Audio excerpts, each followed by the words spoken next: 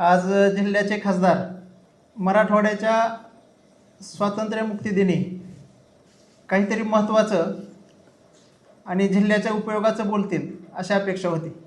पण आजच्या अतिशय महत्त्वाच्या दिवशीसुद्धा खासदारांनी आपली जुनी स्टेप पुन्हा वाजवली आणि ती टेप वाजवत असताना त्यांनी स्वतःच्या व्हॉट्सॲप अकाउंटचा एक विषय जिल्ह्याच्या जनतेसमोर मांडला आणि त्यांच्यातून त्यांना एक परसेप्शन तयार करायचं आहे की माझ्या लोकसंपर्कावर विरोधक कुठंतरी गदा आणत आहेत किंवा माझ्या लोकसंपर्काला कुठंतरी आडकाठी आणत आहेत. पण प्रत्यक्षात मला खासदार साहेबांना सांगायचं आहे की व्हॉट्सॲपचं जे अकाउंट आहे ही कुठली तरी सोशल मीडियाची टीम लावून किंवा कुणाच्या तरी अकाउंटला रिपोर्ट करून ब्लॉक करता येत नाही. व्हॉट्सॲपचा अकाउंट हा जो व्यक्ती पर्सनली किंवा ग्रुपमध्ये तुमच्याबरोबर चॅट केलेला असेल किंवा तुमच्याबरोबर पहिल्यापासून चॅटिंगमध्ये असेल तोच माणूस तुम्हाला रिपोर्ट करू शकतो आणि तुमचा अकाउंट बंद करू शकतो.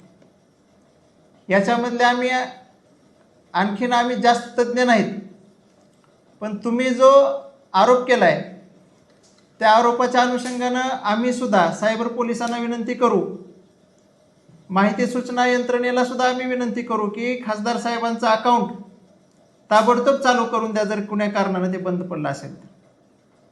प्रत्यक्षात आजच्या या दिवशी त्यांनी हा विषय का मांडला हे आम्हाला समजत नाही, किंवा कारण एका लोकप्रतिनिधीकडे एकच व्हॉट्सॲपचा अकाउंट किंवा पर्सनली एक अकाउंट आजच्या काळात नाही.